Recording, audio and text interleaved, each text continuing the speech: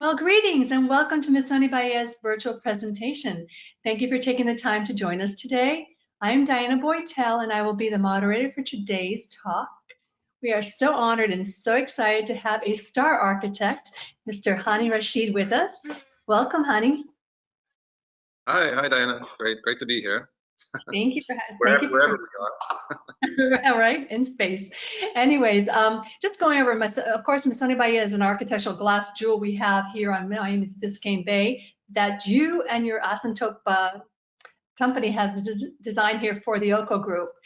For those of you who are in the audience and not familiar with all your work, can you give us a little bit background on Asymptote, yourself, your wonderful marvels that you've created all over the world? If you can share some of those images, it'd be great.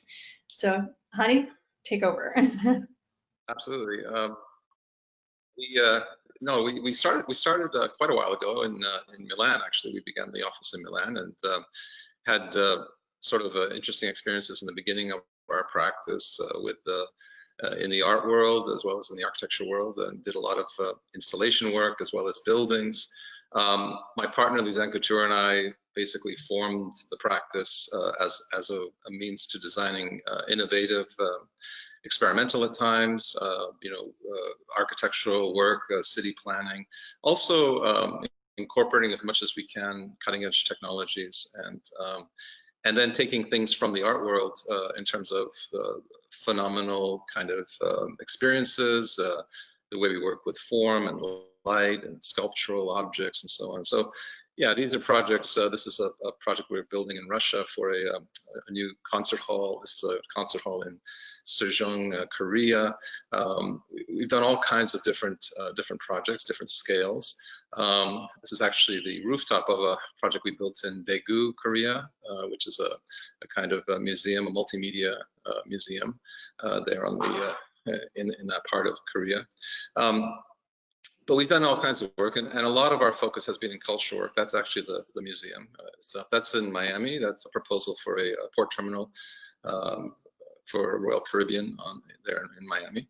And the work has moved between cultural projects, which we put a lot of stock in and enjoy doing, to in fact real estate projects and projects like Missoni Baia and commercial projects. This is a museum we're building in Moscow for the Hermitage. It's a museum of modern art for the Hermitage. And so yeah, it's a wide range of work. That's probably our most well-known building. That's the Yas Hotel in Abu Dhabi, which was is home to the Formula One race that they hold in Abu Dhabi every year, and the cars literally drive under and through that building. And that entire shell changes with the lighting as it goes from day to night, and it's quite an extraordinary building. And it was quite a interesting building for us to build, because we had to sort of pull out all the stops when it came to using technology to build, using BIM technologies and other kinds of fast track computer driven or computer tied in technologies to build that building relatively quickly and very successfully. Yeah, so the work is pretty varied. It's always looking for a kind of some kind of a statement and some kind of an edge. This is actually in Ghent, Belgium, which is now almost completed construction for ING Bank. So yeah, it's varied work. It's we always make sure that people can somehow see the joy, I guess, and the exuberance and the passion that we put into our work. We don't see architecture merely as a business or as a kind of service industry. We see it as an art form. We see it as something that has impact on societies, impact on people. We like to bring something called the pride of place to our projects, where people feel proud to have these buildings in their community. This is again Abu Dhabi, the Marina Hotel. So yeah, there's a lot that goes into these projects. That's the Ghent building that in fact is just completed. And that's an interesting one, because it's in the middle of a sort of in a kind of fine-grained part of the city. This is in New York. This is the Perry Street building we built a few years ago, 166 Perry. Quite a successful project as well from a real estate point of view, especially. And yeah, it also carries with it the DNA and the kind of, again, the kind of exuberance that we bring to making architecture. We find it a fascinating discipline and a fascinating world to work in. It's not really, it's not art, and it's also not pure science, but finding that kind of in-between road between, art and science, between sort of, the magic that art can bring to something, and the magic that science brings by virtue of its discipline. And so bringing that into architecture is really fascinating. This was just recently completed in Milan, a few 6 to 8 months ago now, and it was for Audi, and it was a construction built in the middle of the city in Piazza della Sempioni, which is a kind of the major square there, and it was this kind of beautiful project that housed the electric Audi cars in that space, in the city, in the space of the city. So I think that's maybe the run of the slides. Maybe there's more, I don't know. It's major accomplishments. I mean, all those images are fantastic, and your talent and the firm's talents are incredibly amazing, iconic in every sense. And at least Miami now has a little dot of one of your iconic buildings in the Missoni Baia. So what brought you to decide on how to design Missoni? Give us a little insight as to your inspiration. So, I think everywhere we work, we like to probe and understand what we call the sort of DNA of place, and the kind of things that make places interesting, and as I used the word before, magical and inspired. In Miami, we became really interested in. We've always loved Miami, especially being in New Yorkers.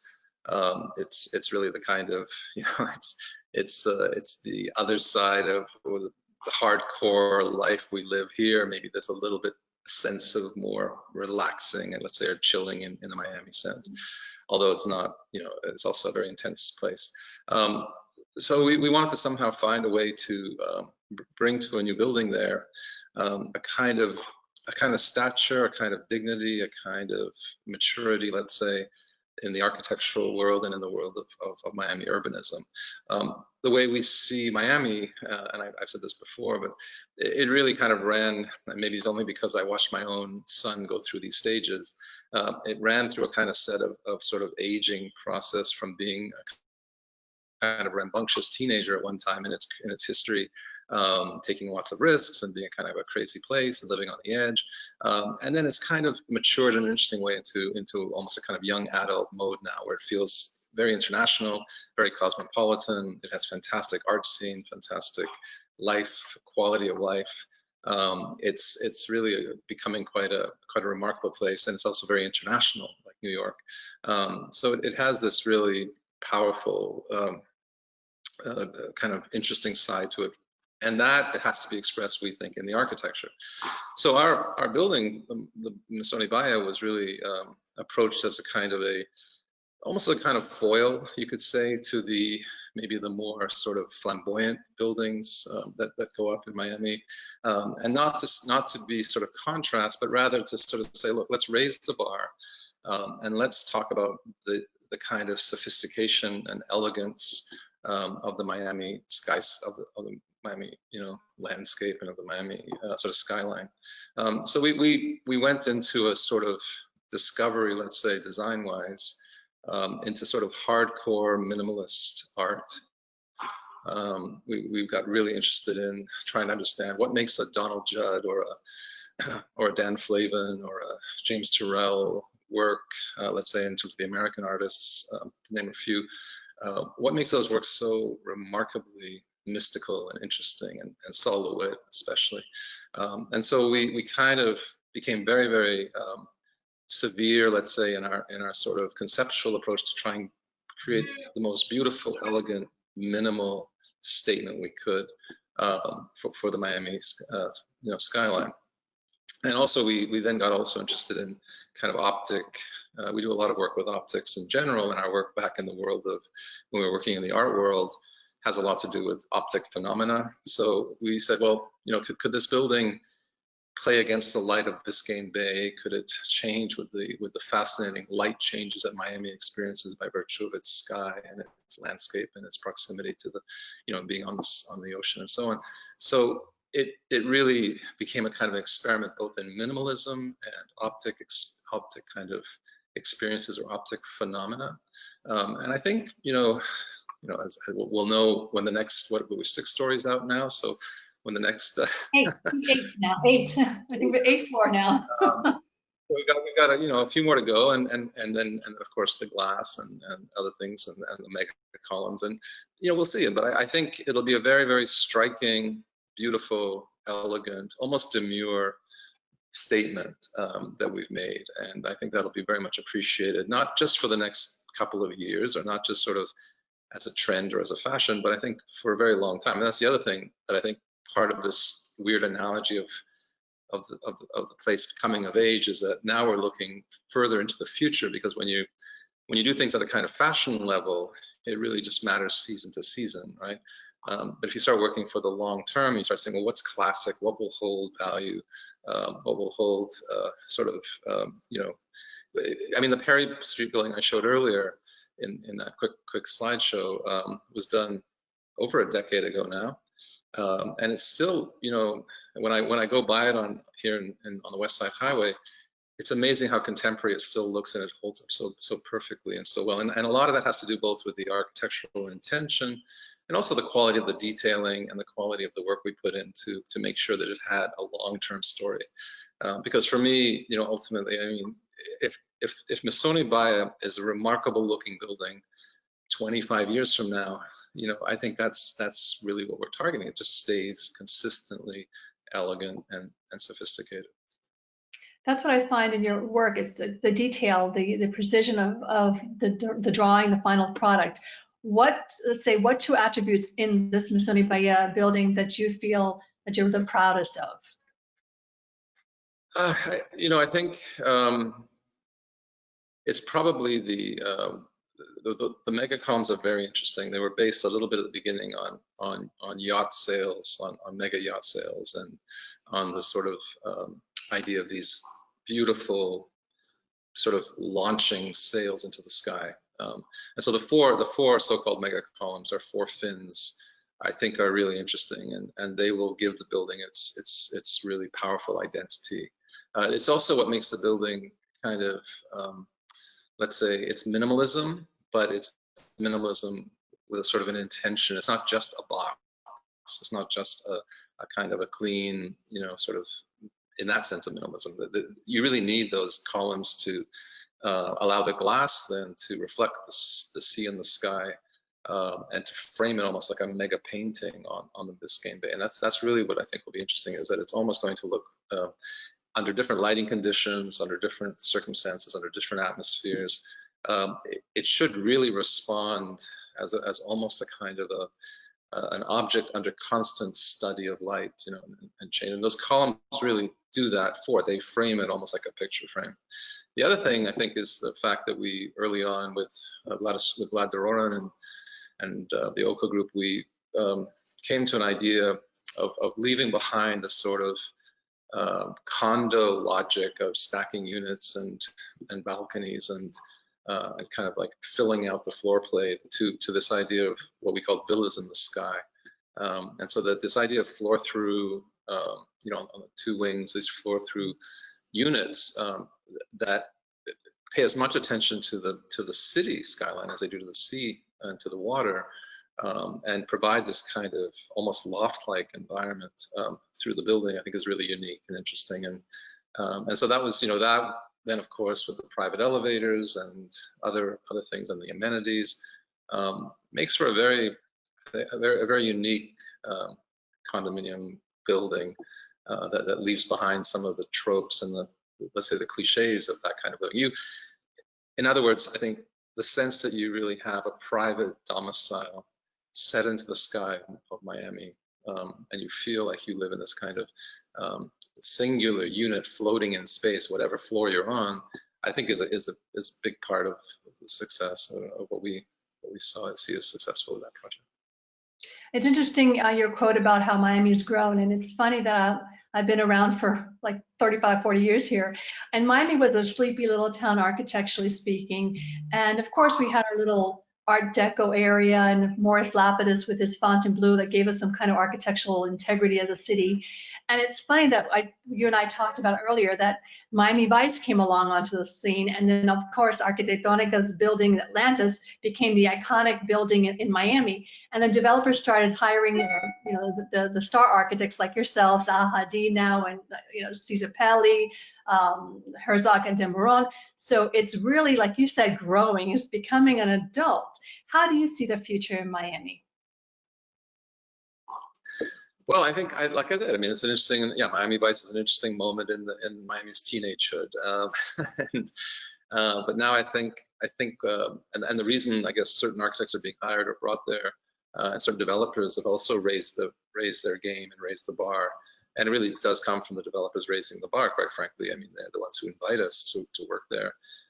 There's a that coupled also with things like Miami Basel, the new museums, the new cultural sort of exponents. I think everyone is seeing and understanding that the audience, sort of what you could call them, that the buyers, the customers, whatever, are getting more and more sophisticated and demanding more from their cities. And Miami is kind of getting up to the task of providing a more alluring. It's taking already the things that really work and have worked historically, but add to that more desirability. A place that is more alluring to people from all over the world who like to be, in the Miami dream, let's say, in the Miami context. So I think it's you can feel it shifting and changing and becoming more and more, as I said, the words I used before, more sophisticated, more elegant, more cosmopolitan, because I think the people coming there are also bringing that with them. It's not just a matter of, and I'm not going to typify what Miami Vice was about, but it's not just a matter of sheltering money and whatever that was all about. I think now it's sort of, serious investors and serious people who also want a lifestyle that Miami has to offer. And don't forget, we're sitting here talking from our homes and in this middle of this crazy pandemic.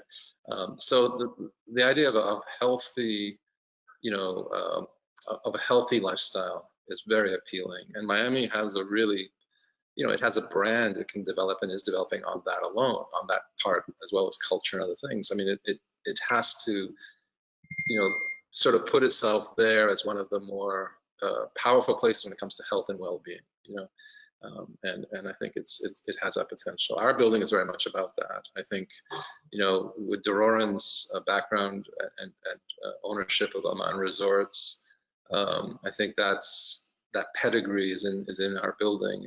We've sort of, it has a big part to do with the spas, obviously, and the health components of the building.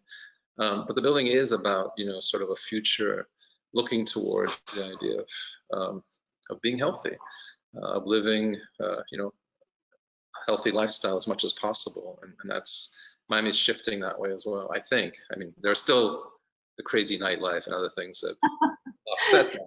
We can have it all. I think so. I think it's become a good international playground for everybody. And you're right, the expectations are there. Our developers are stepping up. Dornan is a highly sophisticated developer, and the other developers around too are stepping up to the plate, not building these autonomous residential towers any longer. So that's really nice to see. And with our current confinement situation, to play on your design for the villas in the sky, the home has become our sanctuary. And my partner Liliana Pinto Torres and I just sold one of the 2 penthouses recently. And your team, along with Oko Development, are creating this phenomenal spaces for him, because he does want his villa in the sky to be able to come here and just veg out, and just to, even if another pandemic comes, he's set.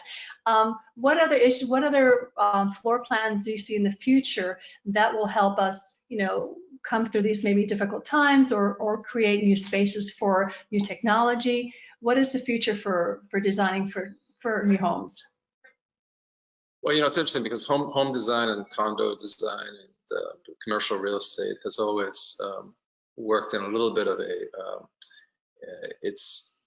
if you want to look ahead to understand that world, you look into the sort of avant-garde of where we're going when it comes to designing domestic spaces, private homes, You know, and even other places we're working, like in museums or office space and so on. And by that, what I mean by that is that there are indications and hints as to how people's desires are shifting according to their domestic space. One thing for sure, and that's become extremely heightened through this whole pandemic experience, is that people are going to demand more. And we've always known this. We actually put this forward 10 years ago with Perry Street building, and we made it part of our Baia planning as well. But that the home office, you know, situation or the working from home situation is becoming more and more real. It's not just now a kind of a, you know, I pull up a desk on the other side of the room where you can't see the bed and do a Zoom call, you know, or something like that. It's really has to be part of our plan. It's the same way that open kitchens, you know, came. You know, there was a time, of course, as we all know in history, when the kitchen was hidden in the basement or far away or in another part or another building. And then as we got into modernism and modernity, and the idea of the open plan space, the idea of having your kitchen as your living space and having people gather in the kitchen for parties and so on and so forth, you know, took hold. And I think we're going to see some interesting shifts that way in terms of our professional lives mixed with our domestic lives. And it'd be interesting, you know, we have to sort of think about planning those kinds of things. And the corollary to that is true as well. We're doing work in the world of offices of the future now, and looking at how we're going to bring domestic space into the office environment, so that people feel a more sort of seamless, let's say, transition between home life and professional life. Having said that, there's even more of a yearning for the domestic and for privacy. Privacy is a big deal, and becoming more and more a big deal. And I think we see that manifest already in its kind of early stages in things like spa bathrooms and you know, sort of you know, living spaces that segue into spa-like environments, you know, and things like that. So there's kind of two gravitational pulls. One is, you know, how let's say the professional life segues with the domestic life and how they fit comfortably. And the other one is, you know, the way that we can get more privacy, more of a sense of home, more of a sense of escape in the domestic space. And those things they're in the works in private works, and you see them in sort of avant-garde projects and different kinds of work.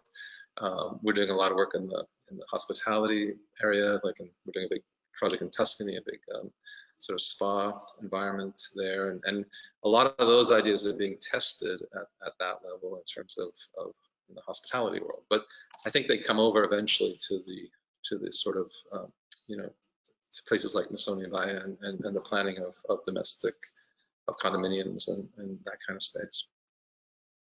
I have a question from the audience. Let's get a bit more of a human interest. How did you become an architect? What inspired you? I'm sure there's a story there. Can you share it with us? Yeah, I wonder sometimes why I didn't become an investment banker or a real estate agent. Or you can be both like me. No, as a child, I grew up with a you know, pretty creative family. My brother's a very well-known industrial designer, and my dad was Hani Rashid, and my dad was a terrific, a really serious artist in every sense of the word. He studied in Paris in the 50s, and studied art very deeply. He was committed to art in a very thorough sense. He wasn't just kind of he didn't believe in galleries or any of that, or the commercial side of it. He was like one of the hardcore, probably one of the last Mohicans, because in that period there were some really hardcore artists who've kind of left us. Unfortunately, my father's left us too. But so we grew up in a house full of, you know, oil paintings and sculptures and all kinds of, you know. My mother was very literary. She's British, and she's very much sort of brought a kind of an intellectual side to my upbringing. And so, you know, I think having just grown up in that world, I just didn't see any other life than being a creative person. However, my father used to say to me all the time, please don't become an artist. It's a life of suffering. It's a hard life, yes. Yeah. And I said, well, you know, he's suffering to me. He's painting all the time and enjoying his work. But it was pretty, you know, but it's very deep. When you're really working at that level, I think it can be tormenting for certain artists. So I think that I decided to become an architect out of default because I actually wanted to become a filmmaker.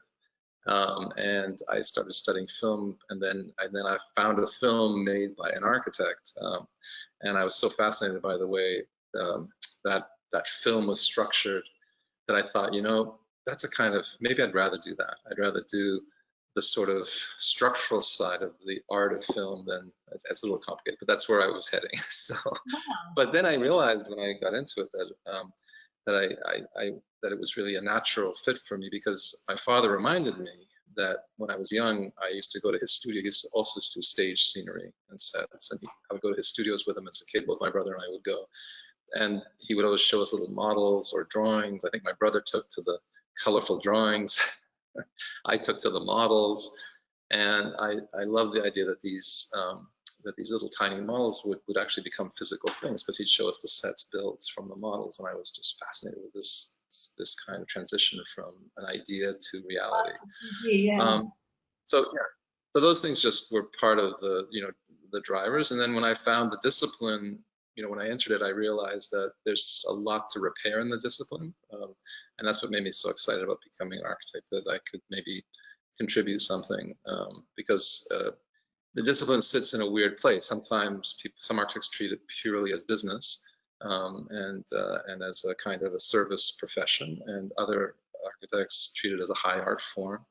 And I kind of wanted to find the middle ground, where it's you know, a viable business, but actually produces really important, sort of, that it has an impact, and it's there. You know, the one thing you do realize about architecture is that we're not working in the short term. As I said before, we're doing things that affect people's lives. It has big impact. We have big social contracts, you know, with society to do things. And today that runs, I think I didn't mention, that also runs into things like using more and more sustainable materials, being more conscious of the planet we live on, being a more, you know, responsible person contributing to the built environment. So it's a loaded and heavy profession, but the side of it that, you know, is so interesting is that there's a lot of place for invention, and there's a lot of room for it to make things better, and so that's that combination of things.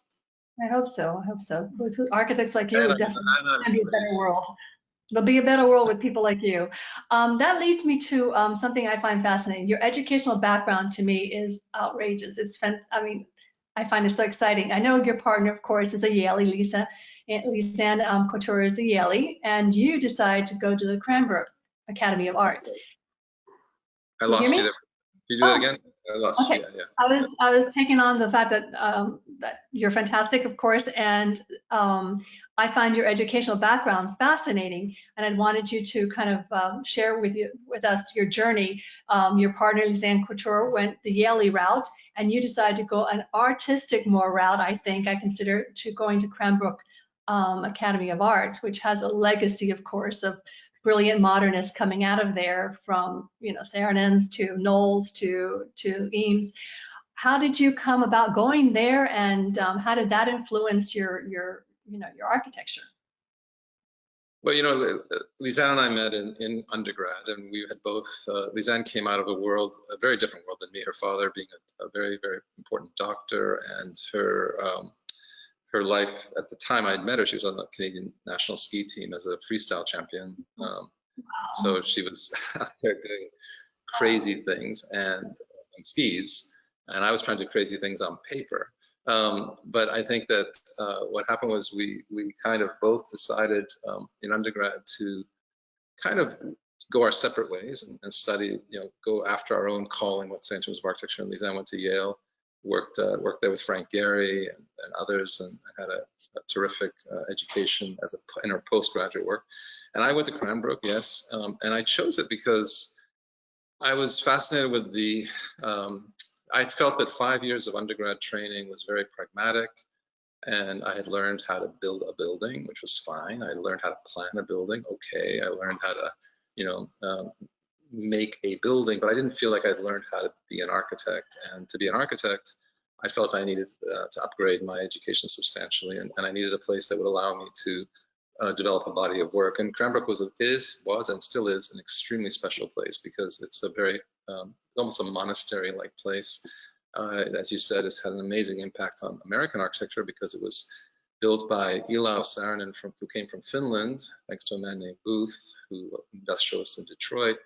And then he had an offspring called Eero Saarinen, and Eero Saarinen went on to become one of my heroes and one of the great American modern architects. And then also, of course, Florence Knoll and the Eameses and so many other interesting people. And I think that the school allowed these kinds of seminal voices to emerge because of its ability to, if you had the right mindset, to kind of lock yourself down and work on a body of work in a very private way, almost in a kind of an old school, almost like a medieval craftsman strategy of just really working at your art. And so those were 2.5 really special years for me in my master's program. And then, from there, that was it. And then I moved to Milan and started Asymptote right away. And Lisanne came to Milan and joined me and became partners. And then she said that she hated Milan and we need to leave quickly because there's too much pollution. And so we came to New York. It was a beautiful ending. It was a beautiful ending. I love that you got together and you're now creating together these wonderful works of architecture. Any questions you have for me as in sales that from Missoni Baia? They asked me to ask that question. Yeah, well, I mean, I don't know. I mean, I'd be really interested to hear from because you have a background in architecture. Also, I think it'd be interesting to hear if there's anything about the building that we could have done better or we did well, and how it works from your point of view. It is welcomed by everybody. Everybody's in awe of it. The beautiful glass skin is gorgeous. To be able to see the water from all the apartments is something to be cherished. The floor plans, everybody is very happy with them. Your details on the balconies, I find totally mesmerizing. The 30,000 square foot amenities, I mean, everything you put together there is fabulous. I'm so looking forward to the final product. Another question came in, questioning how did you get involved with Missoni Baia? How did you meet Vlad, a vocal group by yourself? Was he a follower of your great architecture? How did you get involved with Missoni Baia? Vlad is a consummate collector. And he collects art, as you know, and I think he likes to collect architects, maybe. I think what happened was, I know that he had heard about me through the now departed Zaha Hadid, who we all miss. And Zaha, I think, I never worked for Zaha, but I had an interesting friendship with her because we were teaching. She was a little older than me, but she came to Columbia University when I was starting out as a professor there. When I was 28 years old, and I remember her being very interesting and open to the stuff I was doing. And at that time, I was doing a lot of work with early computing and digital technologies, and Zaha had never seen that before, and she was fascinated, which is hard to believe, but there was a time when she was just putting, sort of planes together and beautiful paintings, and so we had a kind of interesting dialogue, and then we know what happened to the work from there, and it went. She really got very, very far into that work, into that side of the work. But I think it was we always had an interesting friendship, and I think she must have suggested to Vlad to meet with me because I think he came over to our studio one day. And the funny story about him being in our studio was that he was sitting in our conference room, and as Vlad is, spending a lot of time on his phone, texting something and kind of paying attention. And I was very nervous because I was presenting a project to him and I wanted some attention from my client, but he was busy, preoccupied. But he all of a sudden looked up and he saw the chandelier in our office, and he said, I'm not going to do his Russian accent, but he said, where'd you get this? And I said, it's mine. I designed it. He goes, you designed this? And I said, yeah. He goes, I own one of these. And I said, well, where did you get yours? He goes, Miami Basel. He bought one of the 5 we had on sale at Miami Basel. Oh my God, it was meant to be. And he installed it in his house, but he didn't put 2 and 2 together. I guess he thought he'd bought a work of an artist, not an architect, and so it didn't register. And then he was shocked that that we and then things went quite nicely and smoothly after that. And then he liked the project, which was really the most important part. Yeah. Excellent.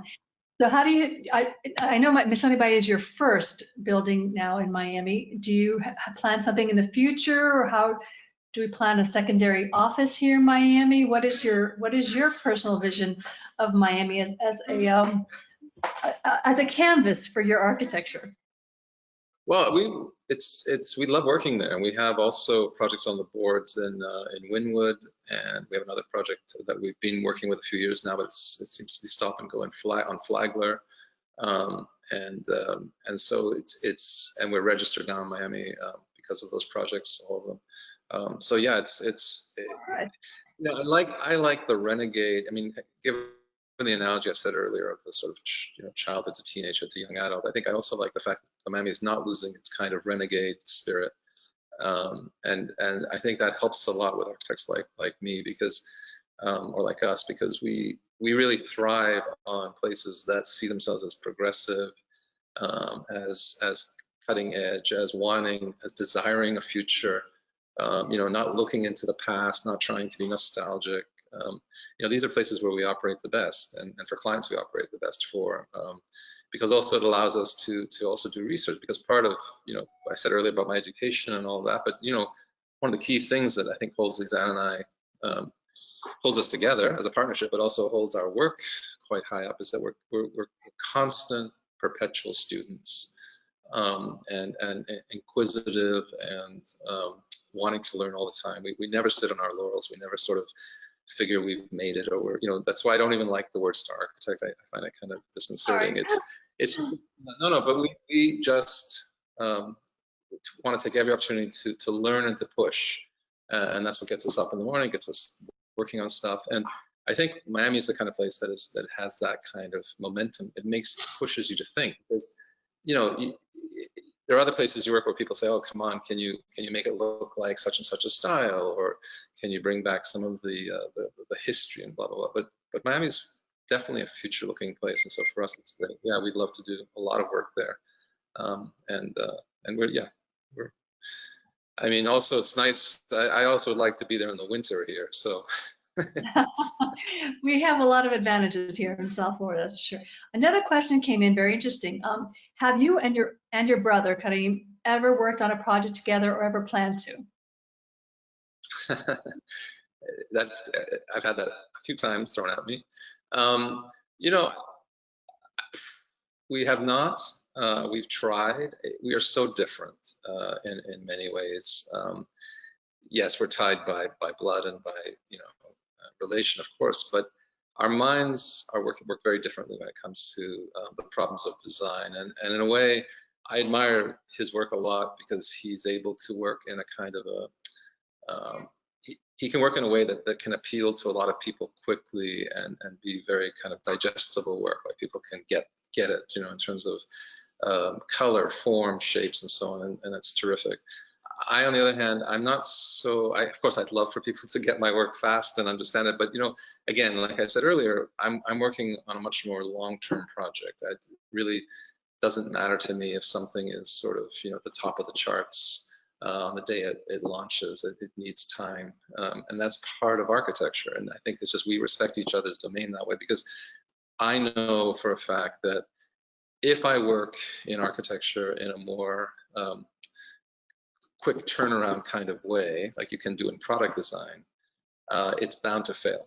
Architecture will not stand up after a while. It may look good in an image or a rendering, but it takes a lot for something to be to have all the sort of all the sort of boxes checked, and the weight to have that longer picture. On the other hand, you know, when it comes to his world, I think he needs the quick turnaround. It doesn't make sense. He can't design an object or a fashionable thing that's going to take 4 years to make sense. It has to make sense the day it shows up on the market. So, and that's the other thing. You know, don't forget, when we started Baia 4 years ago now, maybe longer. And we have to design, you know, 10 years out all the time, maybe even further. But by that I mean when it does have the ribbon cut, when it does open, if a building is going to, you know, be important and be desirable, it can't be something that looked good on the boards 4 years ago or 5 years ago, and met certain kind of fashion like quotients. So that's just different modalities and different paths and different works we're doing. So if we try and do something together, we tried once. inevitably we butt horns because I'm looking one way, he's looking the other. So it's just not. But we have a lot of respect for each other's work and what we're both trying to do. Absolutely. Your parents are very lucky to have such extremely talented boys. That's wonderful. Well, I have no other questions. So anybody else have any questions? Just to remind everybody, I want to thank you so much, Mr. Hani Rashid, for taking the time to be with us and sharing all your insights. I want to remind everybody that Missoni Baia is available via virtual presentation. So please contact us. We are roaring and building and on the 8th floor and with a I think completion date is the end of 2021. So hope you all can come visit us. Thank you so much for a wonderful talk. It was lovely talking to you. Thank you, Diane. Wonderful seeing you. Thank you so much. Thank you. Thank you, Oko Group. Thank you, Missoni Baia. Bye-bye.